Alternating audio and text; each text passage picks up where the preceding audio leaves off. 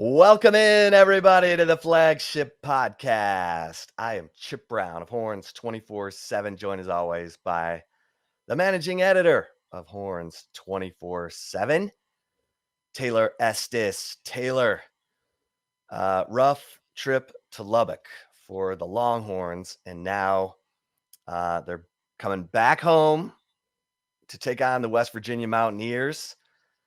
And there might be some good news on the horizon for Quinn Ewers at quarterback. He could be making his return to the field after having his left shoulder driven into the turf by Dallas Turner of the Alabama Crimson Tide. Remember how good Texas fans felt after that loss to Alabama? Yeah, it's kind of it's kind of par for the course, I guess, compete with Alabama, the former number one team in the country, then, put a pretty solid showing together aside from, I would say, the first quarter against UTSA, but still, a very substantial win, 41-20, right? 41-20. Yeah, 41-20 against UTSA. And then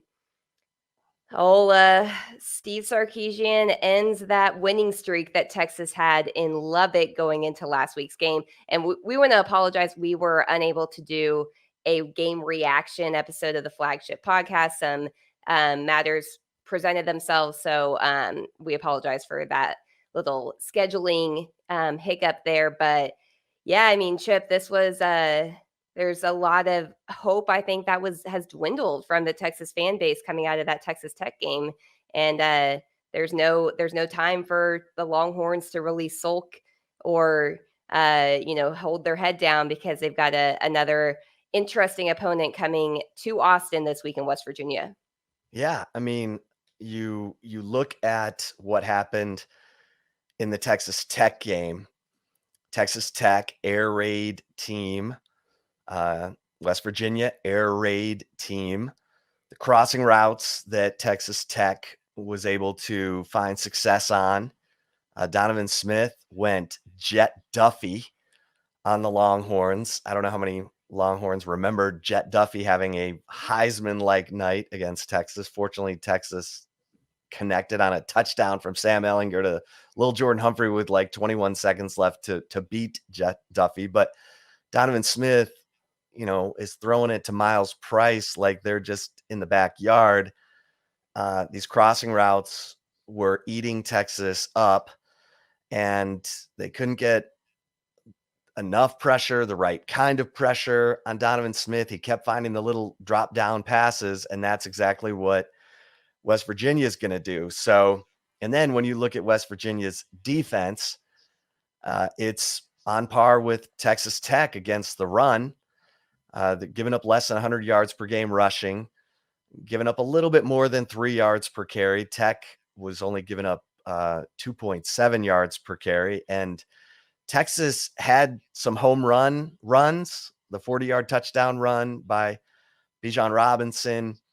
Keelan Robinson had Bijan had a couple of long runs, but when it mattered most, Taylor, after Texas goes up 31-17 with 4:27 left in the third quarter, Texas offense goes 3 and out, 3 and out, and 5 and out.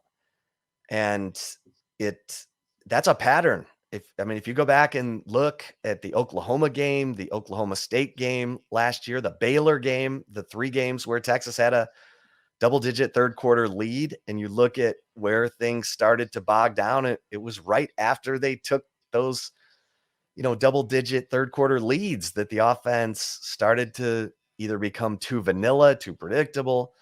But Steve Sarkisian's got to look in the mirror there and say, okay, we got to mix up our play calling. I got to find stuff that these players can execute against whatever defense is there, because you go on the road and you go 3 and out in a hostile environment. That is a momentum shift in the building that every single player on both sidelines can feel.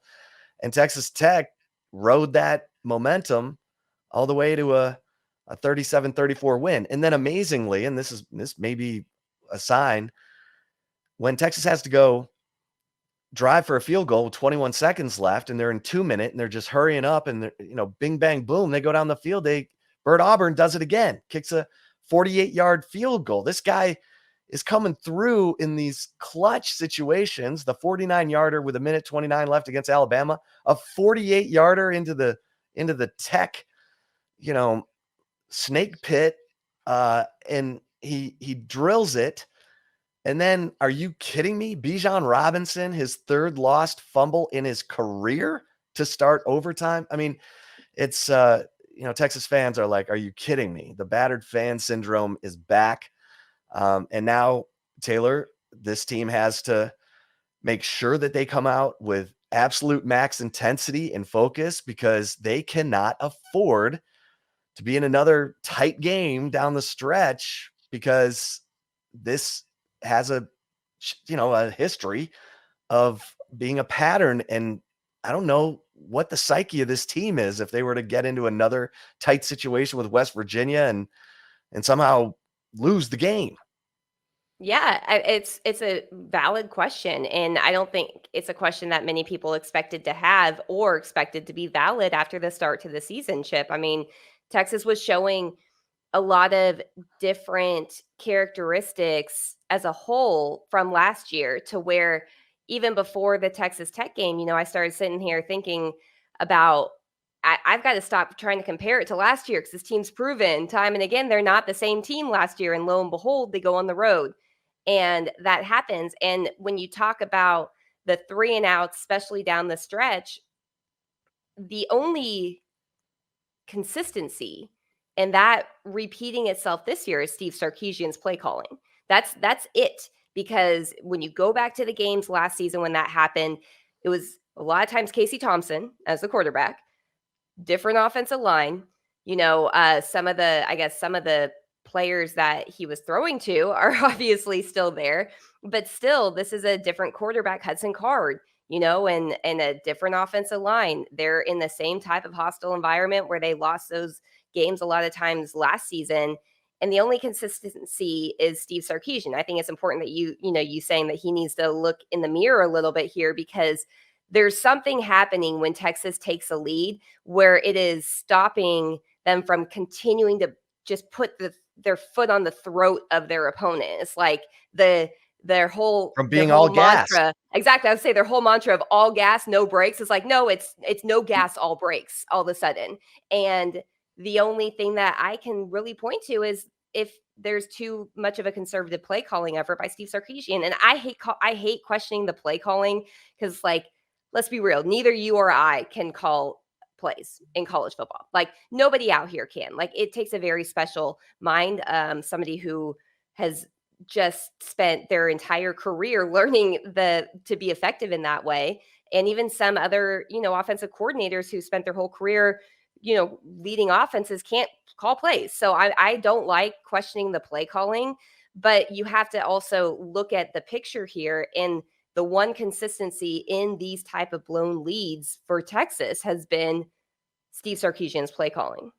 Well, and he said himself last year that there were times in those situations where he cut back on the amount of motion to simplify the play call because of the loudness of the Cotton Bowl, or, at Baylor, because they had a double-digit third quarter lead lost in 3 different scenarios: neutral site, home game against Oklahoma State, and away game at Baylor. The neutral site, of course, the Cotton Bowl against Oklahoma. And so that's a question that only Steve Sarkisian truly knows, and his staff knows. Are we simplifying too much? Are we relying on players to do things they can't do? Because, listen, let's keep it real. Texas has some struggles in the interior of their offensive line. They got a true freshman in Cole Hudson. They've got an undersized leverage guy in Jake Majors. And when those guys go up against bigger, faster, stronger defensive tackles, especially veteran guys who know how to, get into gaps and penetrate and really make your life miserable, because Texas likes to run that stretch play. The stretch plays nemesis is penetration.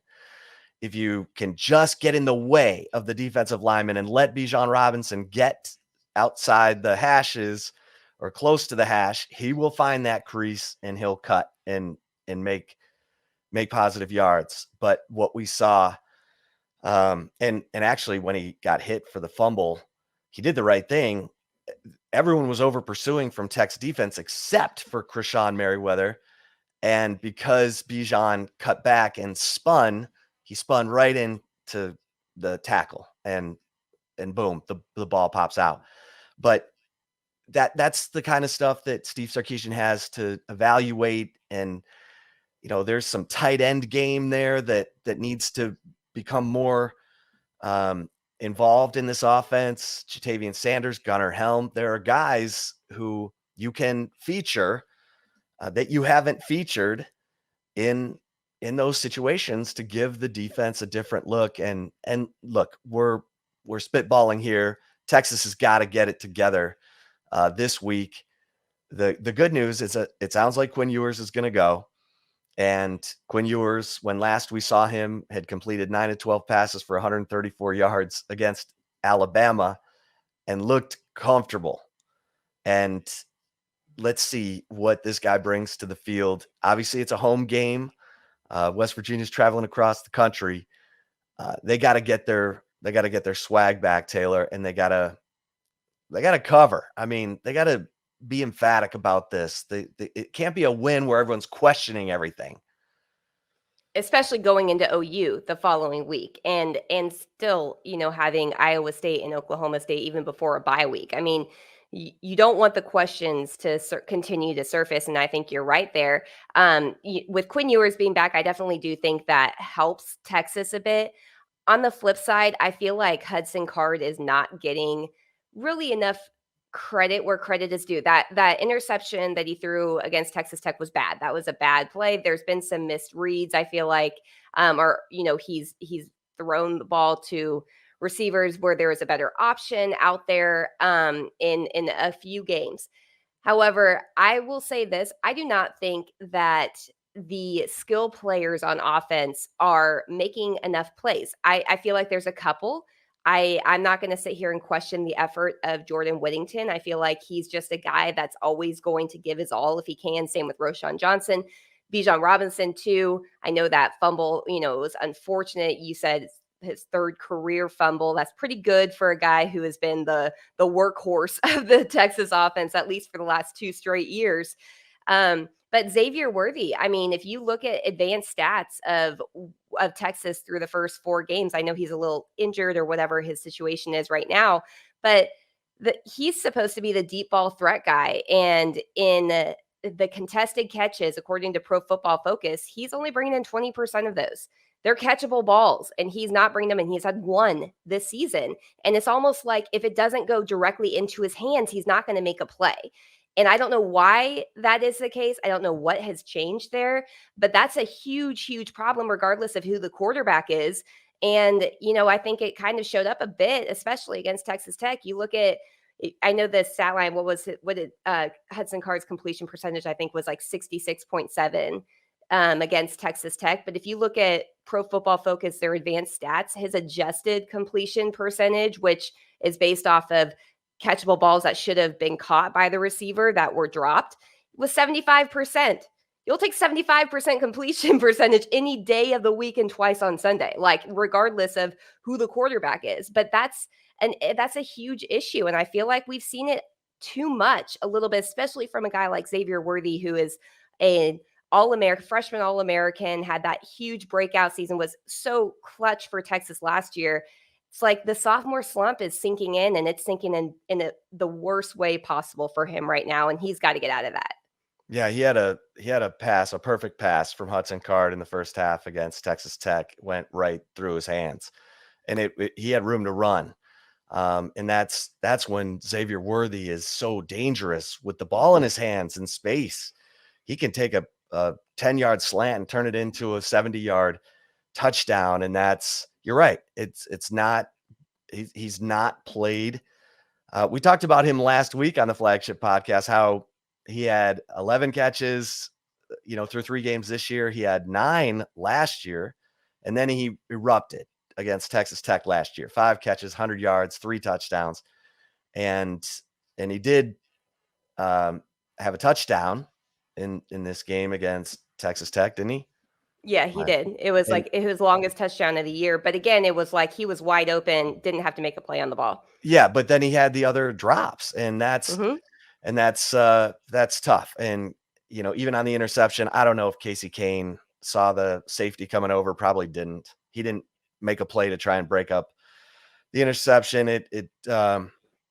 Anyway, the playmaking Tariq Milton had a great catch on that sideline, that 26 yarder that helped get him down for the field goal that put the game into overtime. I don't know. I don't know if you move people around and try and get Tariq Milton on the field. I don't know this is what Steve Sarkisian gets paid the big bucks for, but you're right. Hudson Card, Quinn Ewers, whoever the quarterback is, they need their playmakers to go make plays. You're going to have to go track the ball. You're going to have to go, make a play on the ball. And that's something that has been a little bit mystifying. That was a little bit of an issue last year too. There were times where Xavier Worthy would cut behind the defender instead of across the face of the defender when he was supposed to cut across the face of the defender, and then it's an interception. So look, young player last year, a lot of attention. I'm not quite sure what's going on there, but Xavier Worthy, I know we all know can be a huge factor. When you look at guys like Xavier Hutchinson at Iowa State, Bryce Ford Wheaton from West Virginia, who's coming in this week, big 6'3", 215 guy who just, gobbles up the football. We know Xavier Worthy is electric. And so that needs to pick up. It absolutely needs to pick up. Defensively, Texas Tech, they go for it on 4th down. They convert 6 of 8. And it's crazy. They converted a 4th and 7. They converted a 4th and 4 at the goal line with Donovan Smith, on a delayed draw. And, that swarming, that, what are they calling it? Populating the football. I didn't see it as much. And the thing is, we could talk about 100 snaps for the defense, but they're rotating guys. Like, they're rotating corners. Jalen Gilbo's out there. Jameer Johnson's out there. They're rotating guys on the defensive line. David Benda was out there at line. I mean, they rotated guys. So it wasn't like 11 guys played 100 snaps. That they've got to get back to swarming the football. And I get it. Tech was going up tempo.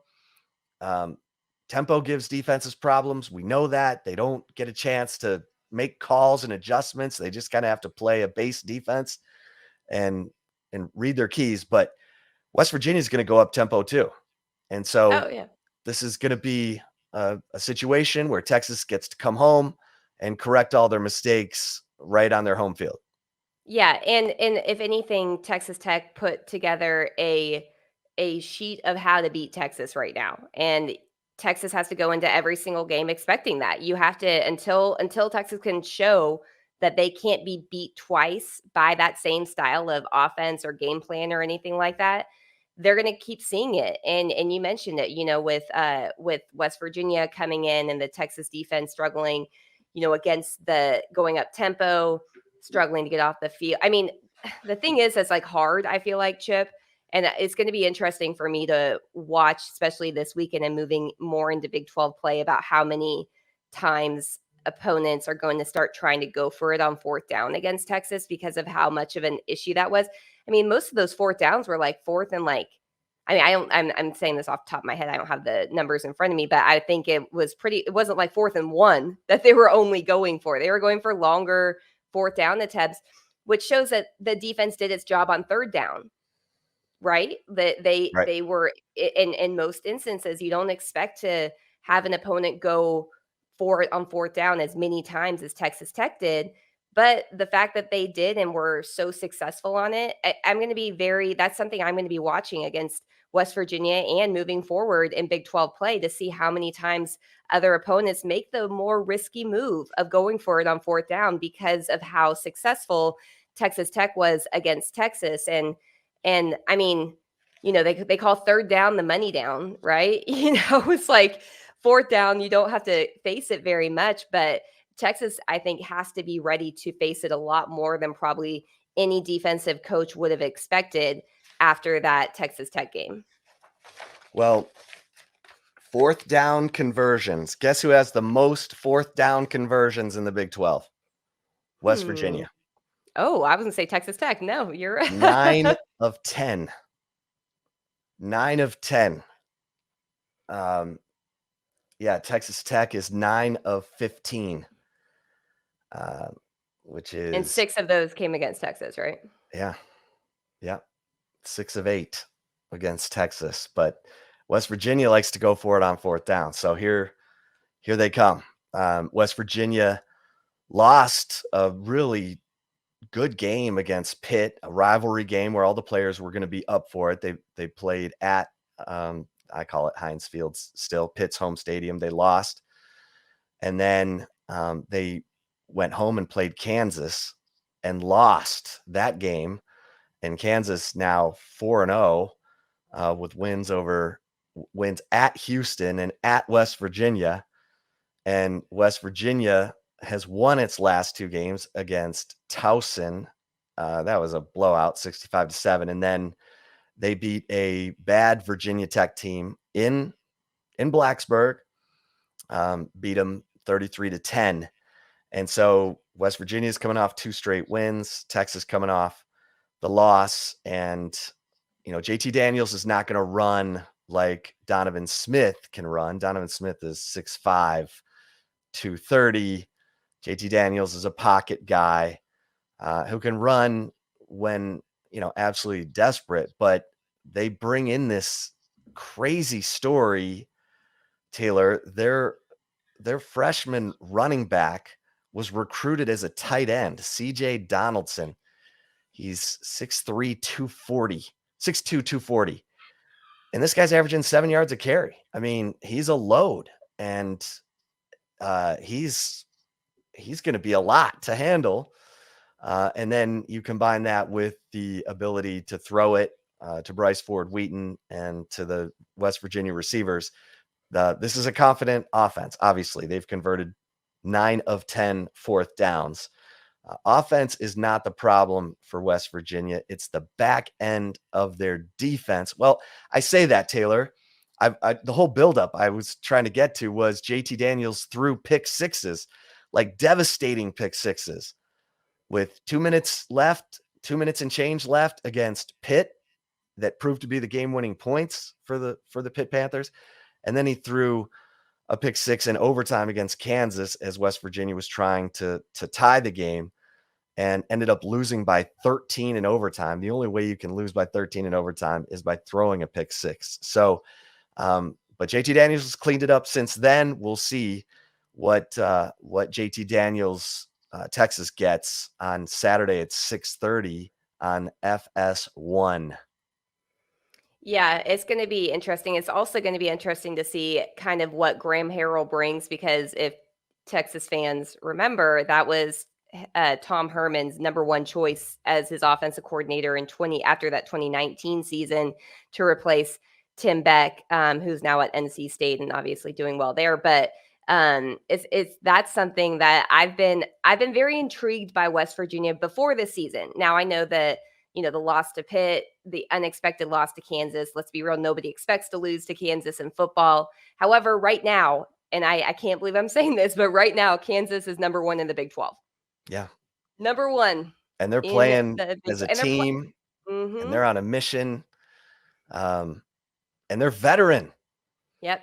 I mean, Jalen Daniels might be a youngish guy at quarterback, but they got a lot of veteran players in other spots, and they're fun to watch. I mean, they really are. And K-State comes off the egregious home loss to Tulane, where Chris Kleiman, the coach, calls out quarterback Adrian Martinez and saying, dude, you got to cut it loose. And then Adrian Martinez goes into Norman, Oklahoma and chops up the OU defense and plays like a Heisman candidate. So K-State's a problem. I said they're my pick to win the Big 12 because they have a 1-year window of talent and experience at every level of the defense and at every major position group on the offense. So, this is a tough, I say this could be the easiest game left on Texas's schedule Saturday. That's against crazy. West Virginia. Yeah, it's crazy to say that. I apologize if anybody just heard my dog just barreled through my door at my office. So apologies there. But he's fed up with Shaq's like, I'm tired of seeing my mom angry and having to deal with fans that are angry. So apologies for that. The knock, Taylor, is that Texas plays to the level of competition, that they get Right. up for the LSUs, the Georgias in the Sugar Bowl, the Alabamas in Austin, but then they don't put away the teams they're absolutely supposed to beat. And that's, Lou Holtz said it best, and Les Miles, win the games you're supposed to win. You're going to lose a few, but let those losses come against the teams that are favored against your team. Win the games you're supposed to win. And that's been a problem here for a while. And it's not just Sark's, Sarkisian's teams. It's been Tom every Herman, Charlie Strong. I even mean, Mac at the Mac, my goodness. I mean, it's a weird thing, Chip. And I don't know what it is about this program that makes that continue, regardless of the players, the coaches, anything like that, the athletic directors. I mean, like everything is just like, it's so weird. And I know that, when you talk to Texas players, Texas coaches, regardless of any coach, even coaches that have been fired from Texas, will tell you opponents play their best games when they play against Texas. And I know people that are not Texas fans are probably tired of hearing it, honestly, but the fans that are like hate Texas or anything are probably like, okay, they're the excuses. But literally, like, you can talk to fired coaches who have no reason to defend the University of Texas football program, and they will still say that teams just play up for Texas or when they play against Texas. And, and the thing is that is interesting is Texas doesn't, they talk it, but they don't actually fix it, right? Like it's a weird situation, and there's no rhyme or reason at this point that Texas, regardless head coach, the last 4 head coaches at the University of Texas, this has happened under, we're talking about a 10-year almost span of different head coaches, different assistant coaches, different players, different personnel, everything from top to bottom, and it still continues. And it's just one of those weird anomalies, I feel like, that I don't know what's going to change it. If it's going to change, maybe I don't know. I mean, is there an answer to it? I guess is the edge in the program. Where does the edge in the program come from? That I always start with that, because usually with a defensive-minded head coach, the edge comes from the head coach, because defensive-minded head coaches are all about, see ball, hit ball, chewing glass. Offensive-minded head coaches are more about the matchups and not finesse, but just right. They're trying to outfox the defense. They're not just trying to come for you. And then, when you have an unbelievable talent disparity advantage, like Texas did in the early 2000s, up front, Vince Young, Colt McCoy, defensively, Earl Thomas, the list of all those guys who were going in the first and second round. We know Texas hasn't had players being taken in the first and second round, hasn't had an offensive player taken in the first round. And, since Vince Young, literally last it's ridiculous. Vince Young, it's 2006. Ridiculous. Yeah. So the talent is getting better. We think Steve Sarkisian's recruiting well. Kelvin Banks is going to be a first round draft pick. That helps. You got to have guys like that. And there's still stuff coming together. 57 freshmen and sophomores in the 2 deep, blah, blah, blah, or on the roster. Sorry, in the roster. Of your 85, 57 are freshmen, sophomores. But you were up 31-17 with 4 minutes and 27 seconds left against Texas Tech, and you were dealing. And your defense was making enough plays. And then when the 3-and-outs happen, that's when the doubt starts to creep in. The crowd gets a little louder. You start to get a little hesitancy. You're not reading quite as quickly. You're questioning whether you're reading your keys correctly. And that's where you got to have proven veteran experience. And, I didn't see, it's just not there yet. I mean, unless DeMarvion Overshone is on the field, I don't know yet. I mean, I think Jalen Ford's coming. I think Tucker Dorsey, all those, David Benda, those guys can make plays. But when it gets to the momentum swinging and you got to stop the momentum, you need an answer basket. Who's that guy on defense? I don't know yet. And that's a problem. For Texas Tech, it's Krishan Merriweather. It's Tyree Wilson. Maybe it's Byron Murphy for Texas, but it's a lot to ask of a guy in the trenches. So it's a grow up moment for this Texas team, this program, because the season can get away. We know that. We've seen this story before. Yeah. Texas has to answer this week. Yeah. And one thing, and I don't mean to, I'm not trying to knock DeMarvion Overshone or anything like that. Texas held a substantial lead when he was not on the field. Yes. Against Texas Tech. Yeah. So it went back and forth, but yeah. And they took the 31-17 lead with him on the field. Yeah. And then the offense goes 3-and-out, 3-and-out, 5-and-out, and that can't happen anymore. It just can't. And that's Steve Sarkisian's side of the ball. He's the maestro. He dials up great plays. Tech had no idea what was coming on the wheel route to Keelan Robinson to start the game. He walked into the end zone. He almost fell down. Yeah. After catching the ball. And then he just walked into the end zone. That's how open he was. And kudos to Sark for going back to the wheel route with Bijan Robinson to see if Tech had figured things out. They had. Gunnar Helm was wide open underneath on that play and would have picked up a first down. But, that's where you've got to have experience at the quarterback position. And both Hudson Card and Quinn Ewers are growing on the job. So, Taylor, anything else before we get to love it or leave it? No, I mean, I think it's, I think it's going to be kind of a come to Jesus moment a little bit, I think, for Texas and Steve Sarkisian. I mean, if you just look at the drive chart, Chip, against Texas Tech, I mean, the most amount of plays that Texas had on a single drive was a 12-play drive in the second quarter, I think it was, right before halftime, which ended in a touchdown. Where if you look at Texas Tech, they had an 18-play drive, a 13-play drive, 15-play drive, 10-play drive, 13-play drive, 11-play drive. I mean, and I'm not just blaming the defense for that. I'm blaming the offense too. I'm blaming, and it's on Steve Sarkisian at the end of the day. That was a consistent issue last year too. And the losses and it wasn't even just the amount of plays, but time of possession. Texas, when they lost the time of possession part of the game last season, they were 1-7. When they won it, they were 4-0. And Sark pointed to that being an issue after a lot of the losses last season.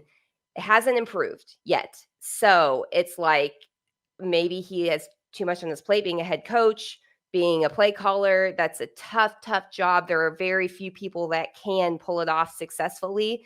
And maybe he needs help there. I just don't know. But this can't become the norm, because he's not going to be in Austin. He's not going to be a head coach for very long, and especially at Texas, if that becomes the norm once again for the second straight year. Well, it's, one thing that I nitpicked last year. You had Casey Thompson and Hudson Card, two dual threat quarterbacks, recruited as dual threat quarterbacks, but Steve Sarkisian doesn't like to run the quarterback. look, if you're going to be Alabama, you got to have an offensive line like Alabama. If you're going to be a pro style offense where you run the football and play action pass, you got to be able to run the football behind an offensive line that can open holes. And Steve Sarkisian ran it right between the tackles against UTSA to send a message to his team that we're going to be able to run between the tackles. They couldn't run between the tackles against Texas Tech. They had to run the stretch play. They were having to get to the perimeter. And that's when you can also set up some misdirection with the quarterback run game, a naked bootleg, a waggle, and listen, I'm not going to second guess Steve Sarkisian, but in those critical situations, if you need a play in your pocket, and I know that Hudson Card's not healthy, he's not 100% healthy, but the guy ran for 32 yards on 2nd and 22. He's a gamer. He's a fighter. Adrenaline takes over. He's trying to make a play for his team. That's something to consider because this offensive line is a work in progress. This offensive line would be a lot better with Junior Angalau on it right now. Mm-hmm. I mean, Hayden Connor's doing okay. Cole Hudson is up and down. I mean, he didn't have a great day Saturday at Texas Tech, and he's a freshman. I don't know where DJ Campbell is, but Junior Angalau out there would help this team right now. So Kelvin Banks is fine. He's going to keep getting better. Jake Majors is what he is. He's a smart, leverage guy. He's going to wall guys off. He's not going to blow anyone off the ball. You're not going to see him pushing guys backwards. He's going to take his position and wall him off to the side, that the play is going. So anyway, just little things that add up, and we'll see what the Longhorns have going against West Virginia with probably Quinn Ewers in the lineup. And I hear Xavier Worthy's probably going to be okay too. So let's see if this team in that, offense gets back in rhythm, and the defense needs to swarm that football like they did in the first two games. Taylor, you ready for some Love It or Leave It? I am. Before we get to Love It or Leave It, we're going to take a really quick break, but stay tuned. We have plenty more previewing of Texas and West Virginia coming up. We'll be right back. And if you're watching us on the Horns 24/7 YouTube channel, we will continue on here to Love It or Leave It. Love It or Leave It, Chip, my first one. You ready? I'm ready. Okay. Love it or leave it, Quinn Ewers will be Texas starting quarterback against West Virginia after missing the last two games with a sternoclavicular sprain suffered against Alabama. Yeah, everything I'm hearing leads me to love this. This was the early end of the timetable for Quinn Ewers to come back from that sternoclavicular sprain, which is a, kind of the cartilage. It's an aggravation of the cartilage that connects the clavicle to the sternum. It's like right here, right? Yeah, and it's super painful. That cartilage. Remember Sam Ehlinger had that rib cartilage injury the whole year, and the cartilage and the ribs, it's like super glue. And when you start to tear it, man, that pain is immense. So this is the early part of the timetable. From what I'm hearing, Quinn Ewers is going to give it a go. So that could be exciting. But I'm going to love this, Taylor. How about you? Yeah, I'm going to love it too. And just like, Chip, you reported going into the Texas Tech game, if the, an emergency situation were to present itself, situation. Yeah, then Quinn Ewers would have been able to go against Texas Tech too. That would not be the ideal situation. It was more, they wanted to give him more rest. So yeah, I mean, this adds up. Is it the right call, or do you want him to sit out another week and get him extremely healthy, even more healthy, I should say, for the OU game? I don't know. I mean, it's up to Steve Sarkisian and the staff. They see these guys in practice every single day. But yeah, I'm going to love this saying that he probably will be, whether it's the right move or not. Just because I do feel like when we're talking about the some of the issues, on the offense, the youth at especially at offensive line, that type of situation. I mean, Steve Sarkisian obviously is not going to try to have too many design quarterback runs, which is what Hudson Card could really help out with if he did. He wants a Quinn Ewers back there, more of a pocket passer. So, yeah, I mean, I think Quinn Ewers probably will be the starter, and we'll see how long he lasts. I mean, all right, I'm gonna give you a quick question for you on the flip side. I know this was not planned or anything, but should Quinn Ewers be the starter, in your opinion? Well, I'm going to have to trust the medical staff on this one because I think Quinn Ewers would not do anything to put himself to where he could really be out an extended period of time and hurt his team. So I think the medical staff and the Ewers family have talked about everything, and they're not going to make a move until everybody's on the same page about this being a good situation for Quinn Ewers and this football team. Because look, Hudson Card is a solid quarterback. He'll, I've talked about it. He's got tons of interest from other schools already wanting him to transfer, and he's been all about Texas, and he's solid. Their loss to Texas Tech was not quarterback related. That it was a combination of everything. Even the punting. Our man Danny Trejo had a tough day. 28-yard punt after averaging 45. So all that stuff adds up. But I think if he's out there on the field, then everybody's in agreement that he's medically ready to go. And he's a tough guy. We know that, Taylor. We've been talking about that coming back from that double hernia surgery. Riley Dodge, his high school coach, said he wasn't even medically cleared, and Quinn Ewers was like, I'm playing. Yeah. So he's a tough kid. He's a tough kid, and I think his teammates are really going to appreciate that about him during his time here at Texas. Yeah. All right. I will say one thing too, because I know that, we're sitting here saying that the loss at Texas Tech was not on the quarterback. I wholeheartedly agree. I guarantee there are going to be some Texas fans that say, well, that interception led to was followed up by Texas Tech offense with a 3-and-out for a loss of 2 yards. So that interception did not lose the game for Texas. And I think that needs to be said, because I don't think people hold on to what happened afterwards. They just hold on to that one play. So yeah, Hudson Card was 20 of 30 passing. That's good enough. Bijan Robinson over 100 yards rushing.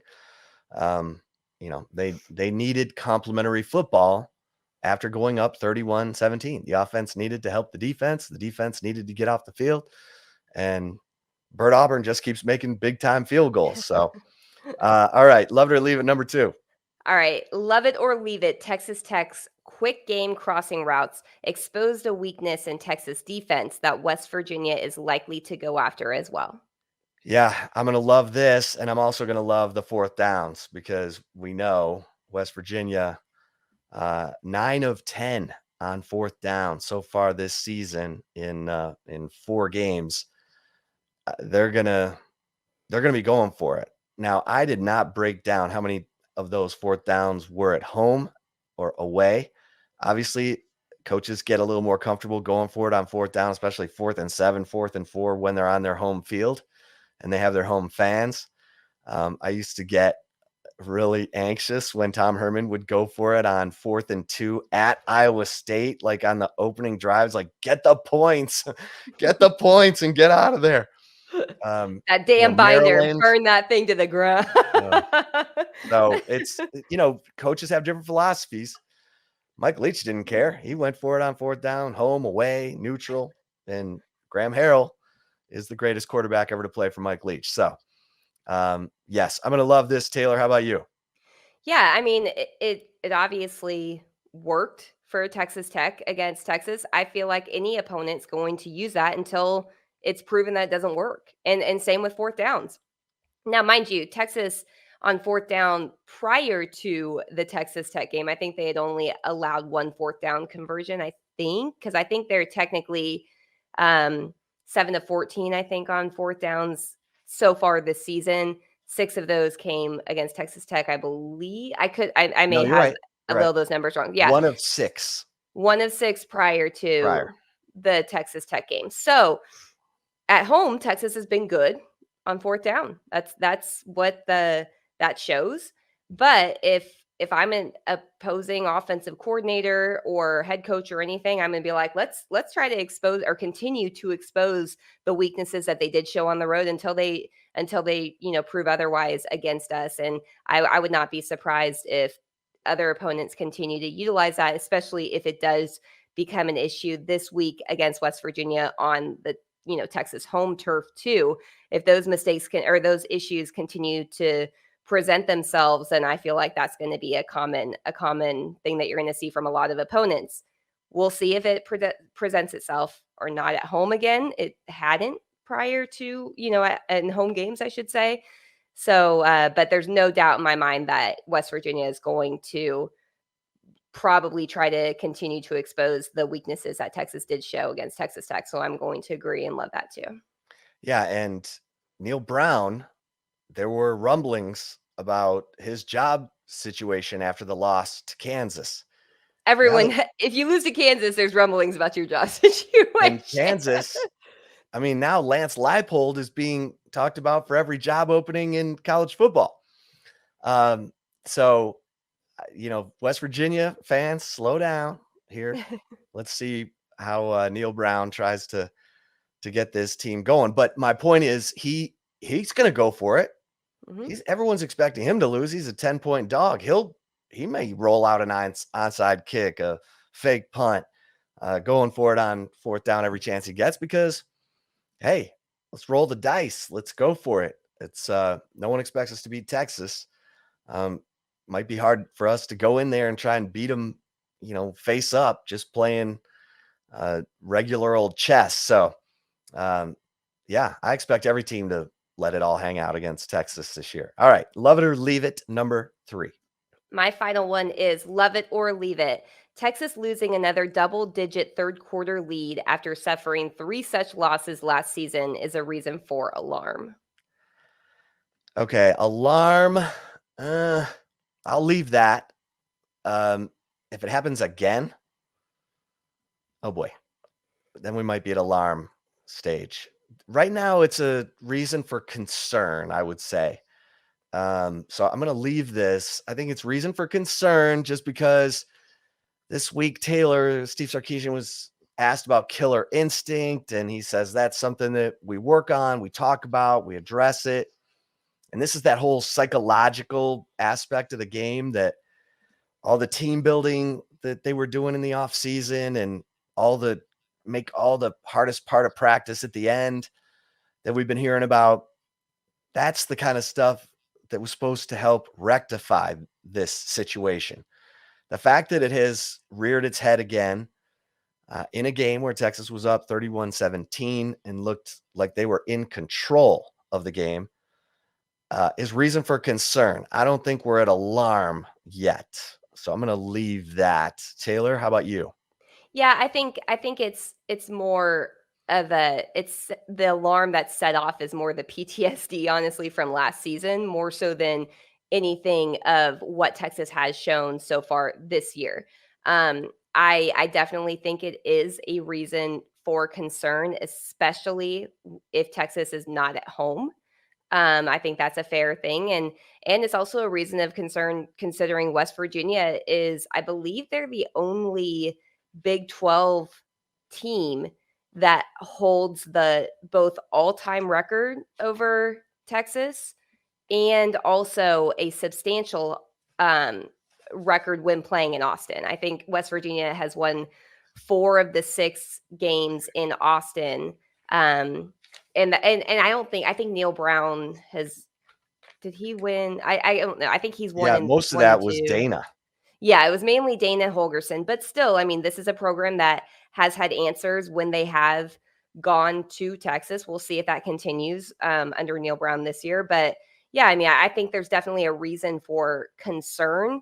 I would say I kind of want to ask this question the next true road game that Texas has to see if we're having the same type of concerns there, just because of I guess it would be Oklahoma State would be the next true road game. Oklahoma obviously is technically a road game at neutral field. But that I think is where you're going to see more of if this is a true concern or not, just because of based off of, I mean, Texas is basically 3-1.